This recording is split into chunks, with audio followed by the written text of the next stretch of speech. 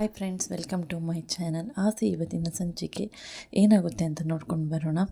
ಮೊದಲಿಗೆ ಮೀನಾ ಮತ್ತು ಸೂರ್ಯ ಟ್ರಿಪ್ಗೆ ಹೋಗೋ ಬಗ್ಗೆ ಯೋಚನೆಯನ್ನು ಮಾಡಿರ್ತಾರೆ. ಅಂದರೆ ದೂರ ಟ್ರಿಪ್ಗೆ ಹೋಗಬೇಕು ಅನ್ನೋ ಯೋಚನೆಯನ್ನು ಮಾಡಿರ್ತಾರೆ. ಹಾಗೆ ಸೂರ್ಯ ಮನೆಯವರ ಮುಂದೆ ಲೆಕ್ಕ ಮಾಡ್ತಾ ಇರ್ತಾನೆ, ಇಷ್ಟಿಷ್ಟು ಶೇರ್ ಕೊಡಬೇಕು ಅಂತ ಹೇಳಿ. ಅದಕ್ಕೆ ಮನೆಯವರೆಲ್ಲರೂ ಒಪ್ತಾರೆ. ಆನಂತರ ಮನೋಜನ ಹತ್ರ ಕೇಳ್ತಾರೆ. ಮನೋಜ ಮಲಗಿರ್ತಾನೆ. ನಿದ್ದೆ ಮಾಡೋದಂತಲ್ಲ, ಮಲಗಿ ರೋಹಿಣಿಯ ಫೋಟೋವನ್ನು ನೋಡ್ಕೊಂಡಿರ್ತಾನೆ. ನೀನು ನನ್ನ ಹತ್ರ ಈ ಥರ ಮಾಡದಿದ್ರೆ ನೀನು ನನ್ನ ಪಕ್ಕದಲ್ಲಿ ಇರ್ತಿದ್ದೀಯಾ, ಯಾಕೆ ಚಿನ್ನು ನನಗೆ ಮೋಸ ಮಾಡಿಬಿಟ್ಟೆ ಅಂತ, ನೀನು ನನ್ನ ಕೈಗೆ ಸಿಗು, ನಿನ್ನನ್ನು ಅಪ್ಪಚ್ಚಿ ಮಾಡಿಬಿಡ್ತೇನೆ ಅಂತ ಹೇಳಿ ಮನೋಜ ಹೇಳ್ತಾನೆ. ಆಗ ಮನೆಯವರೆಲ್ಲರೂ ಬಂದು ಅವನನ್ನು ಇಣುಕಿ ತಮಾಷೆ ಮಾಡಿ ನೋಡ್ತಾ ಇರ್ತಾರೆ. ಆಗ ಮನೋಜ ಎದ್ದು ಬರ್ತಾನೆ. ಎದ್ದು ಬಂದು ಮಲಗಿದ್ದಂಥ ಸಿಂಹವನ್ನು ಯಾಕೆ ಎಬ್ಬಿಸಿದ್ರಿ ಅಂತೇಳಿ, ನಾನು ಸ್ಲೀಪಿಂಗ್ ಮೂಡಲ್ಲಿದ್ದೆ ಅಂತೇಳಿ. ಆಗ ಸೂರ್ಯ ತಮಾಷೆ ಮಾಡ್ತಾನೆ, ನೀನು ಸ್ಲೀಪಿಂಗ್ ಮೂಡಲ್ಲಿ ಇರಲಿಲ್ಲ ಕಣೋ, ಆ ಚಿನ್ನುವಿನ ಮೂಡಲ್ಲಿದ್ದೆ ಅಂತೇಳಿ.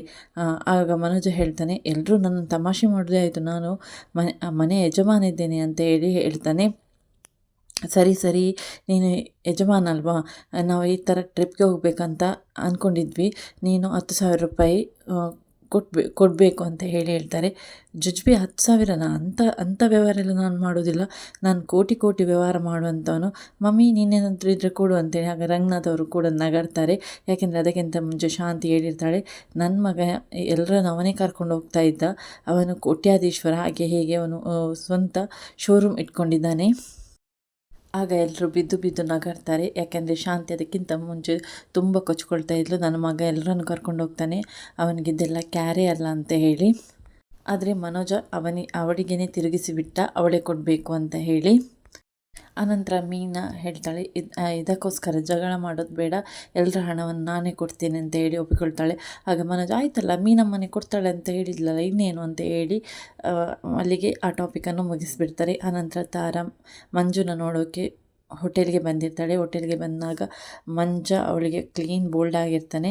ತಾರಾ ನೀನು ತುಂಬ ಚೆನ್ನಾಗಿದ್ದೀಯಾ ಅಂತ ಹೇಳಿ ಹೇಳ್ತಾನೆ. ಅದಕ್ಕೆ ತಾರಾ ಹೇಳ್ತಾಳೆ, ನೀನು ಚೆನ್ನಾಗಿರೋದಕ್ಕೆ ತಾನೇ ನನ್ನನ್ನು ಲವ್ ಮಾಡ್ತಾ ಇರೋದು ಅಂತ ಹೇಳಿ.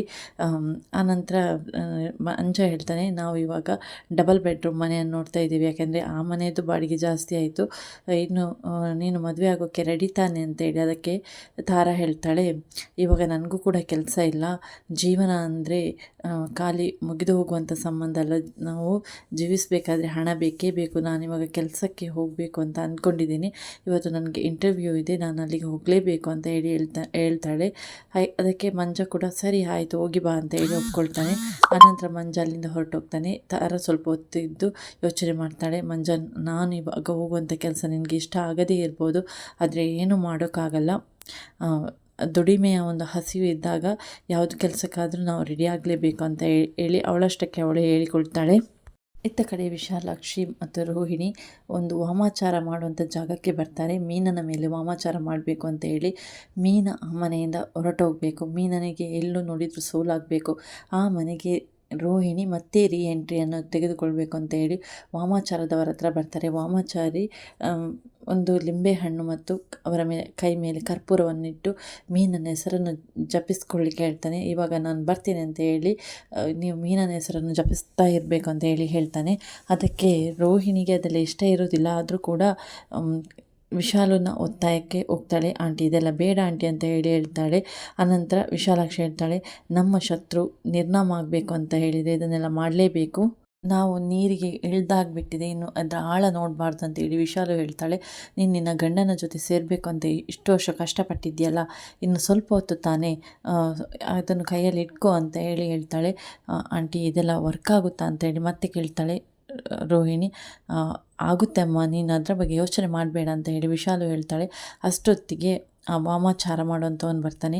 ವಾಮಾಚಾರ ಮಾಡಿದಂಥವನು ಬಂದ ನಂತರ ಹೇಳ್ತಾನೆ, ನಿಮ್ಮ ಶತ್ರು ನಿರ್ನಾಮ ಆಗ್ತಾಳೆ, ಎಲ್ಲಿ ನೋಡಿದರೂ ಸೋಲಾಗುತ್ತೆ, ಅವಳು ಆ ಮನೆಯಿಂದ ಹೊರಟೋಗ್ತಾಳೆ, ನೀವು ಆ ಮನೆಗೆ ಮತ್ತೆ ಎಂಟ್ರಿಯನ್ನು ತಗೊಳ್ತೀರಾ ಅಂತ ಹೇಳಿ ಆ ಸ್ವಾಮೀಜಿ ಏನಿದ್ದಾನೆ ನೋಡಿ, ಅವನು ಆ ರೀತಿಯಾಗಿ ಹೇಳ್ತಾನೆ.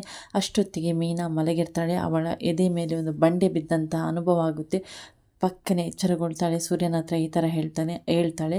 ಅದಕ್ಕೆ ಸೂರ್ಯ ಹೇಳ್ತಾನೆ, ನಾನಿರುವಾಗ ಯಾವ ಬಂಡೆ ಕೂಡ ನಾನು ಏನು ಮಾಡೋಕ್ಕಾಗಲ್ಲ ಮೀನಾ ಅಂತ ಹೇಳಿ ಧೈರ್ಯವನ್ನು ತುಂಬುತ್ತಾನೆ. ಅನಂತರ ಬೆಳಗಾಗುತ್ತೆ. ಬೆಳಗಾದ ನಂತರ ಮೀನಾ ಎಲ್ರಿಗೂ ಕಾಫಿ ಮಾಡಿ ತರ್ತಾಳೆ. ಕಾಫಿ ಮಾಡಿ ತಂದಾಗ ಎಲ್ಲರನ್ನು ಕರೀತಾಳೆ ಅತ್ತೆ ಮಾವ ಅಂತ ಹೇಳಿ.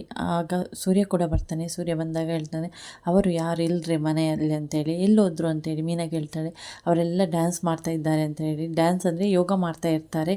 ಅದಕ್ಕೆ ಮೀನಾ ಎಲ್ಲಿದ್ದಾರೆ ಅಂತೇಳಿ ಕೇಳ್ತಾಳೆ. ಆಗ ಸೂರ್ಯ ಹೇಳ್ತಾನೆ ಲಾನಲ್ಲಿದ್ದಾರೆ ಅಂತೇಳಿ.